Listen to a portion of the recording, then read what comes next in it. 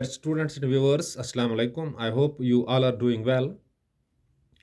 आज हम बात करते हैं ऑनलाइन एजुकेशन की और फिजिकल एजुकेशन की। और ऑनलाइन एजुकेशन अब लड़कों की प्रेफरेंस बन चुकी है, बहुत सारे लड़कों की प्रेफरेंस बन चुकी हैं। तो इस बारे में और फिजिकल क्लासेस के बारे में हम बात करेंगे। डियर स्टूडेंट्स, जब हम 2-3 दिहाई पीछे चले जाते हैं, in 3 decades, if we move backward, 90s की बात करेंगे, तो इन दिनों टेक्नोलॉजिकल जंप नहीं था, यानी टेक्नोलॉजिकल जो एडवांसमेंट थी वो नहीं थी। तब एक स्टूडेंट को, एक लर्नर को सोलली, होली और एंटायरली डिपेंड करना था एक टीचर पे। और इन दिनों जो रेफरेंस की बुक्स होते हैं, जैसे गाइड्स कहते हैं हम, ये भी स्कूल के लाइब्रेरियों में मौजूद नहीं हुआ करते थे और टीचर को काफ़ी एफर्ट्स लगाने पड़ते थे एक क्लास प्रिपेयर करने में और डिलीवर करने में। लेकिन तब भी जो पढ़ने की रेट थी वो काफ़ी ज़्यादा थी। तब भी लड़के पढ़ते थे, आईएएस केएएस क्वालिफाई करते थे, डॉक्टर्स बनते थे, इंजीनियर्स बनते थे।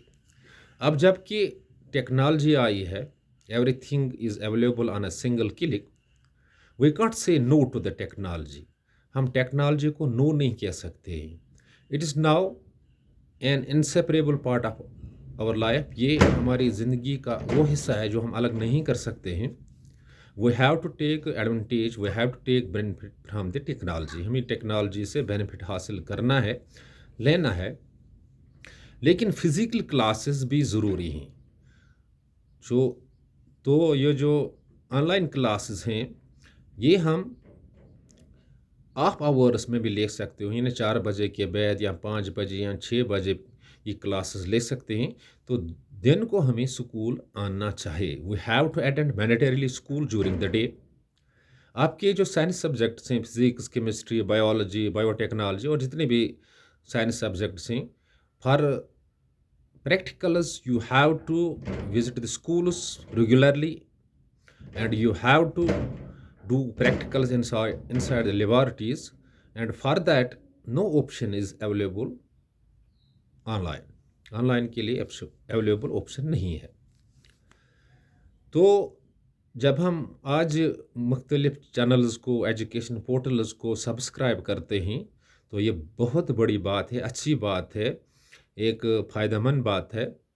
क्योंकि कुछ स्टूडेंट्स कल मुझसे कह रहे थे कि जो चॉइस होती है वो वैरिड होती है, वो इसमें डाइवर्सिटी होती है, यानी काफ़ी टीचर्स अवेलेबल होते हैं एक ही सब्जेक्ट के लिए। फ़िज़िक्स के लिए 10-15 हो सकते हैं, केमिस्ट्री के लिए, इंग्लिश के लिए, साइकोलॉजी के लिए, फ़िलासफ़ी के लिए है, नो डाउट ये हैं।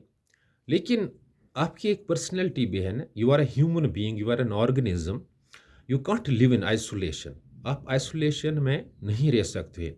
ए wild beast can live in isolation, a man can not live in isolation. इंसान आइसोलेशन में नहीं लिव सकता। He has to live in a society where his personality will be developed, जहाँ पे इसकी पर्सनैलिटी जो है वो डेवलप हो जाएगी।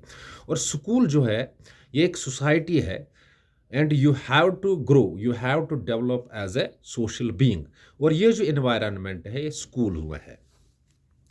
आप कमरे के एक कोने में बैठकर 2-3 घंटे ऑनलाइन क्लासेस लेते हो, तो ये बड़ी बात है, ये अच्छी बात है। लेकिन कमरे का जो कोना होता है ये काफ़ी नहीं होता है पर्सनैलिटी ग्रो करने के लिए, इन्हें अपनी पर्सनैलिटी को मेंटेन रखने के लिए, अपनी बॉडी को मेंटेन रखने के लिए, as a human we have to grow.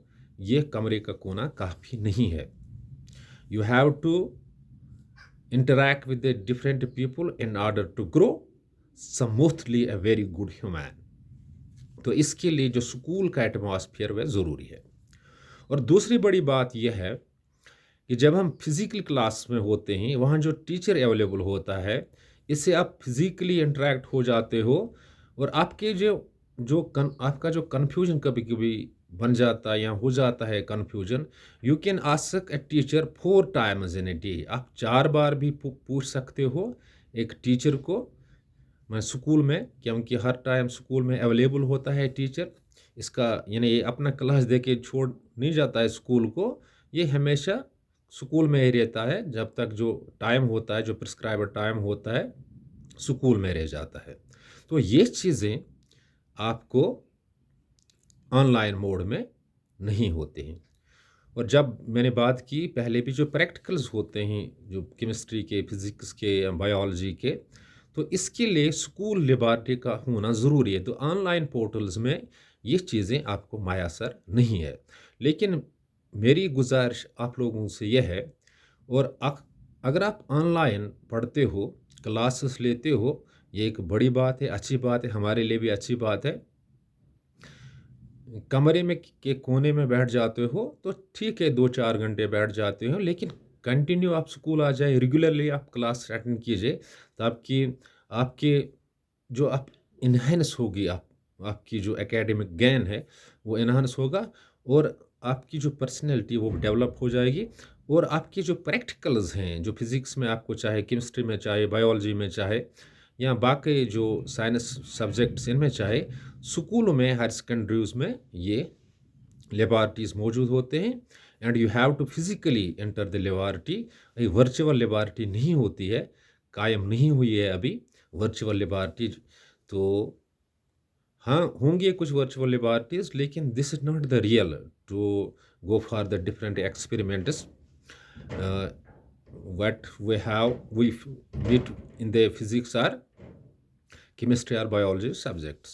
सो मेरी आप लोगों से यही गुजारिश है, आप ऑनलाइन एजुकेशन का फ़ायदा लीजिए, लेकिन आपको स्कूल भी आना है। आप स्कूल में आप एकेडमिकली और सोशली भी आप ग्रो करोगे, और जितने भी आपके जो ऑनलाइन कन्फ्यूजन्स होते हैं वो स्कूल में भी हल हो सकते हैं। कि आजकल स्कूल में भी रेफरेंस की किताबें, या जो टीचर होता है, इसके पास भी जो ऑनलाइन जो वो चीज़ें देखता है, तो इसके बारे काफ़ी नॉलेज होती है, तो वो कर सकता है, कन्फ्यूजन दूर कर सकता है। No doubt online education has variety of teacher available, but a teacher inside the school who teach you, for example, physics or chemistry, is enough balanced to deliver the things in the right direction. आप online भी जाइए, आप school भी आइए, mandatorily आपको school आना है, otherwise you will not grow as a good person. Thanks. Be balanced.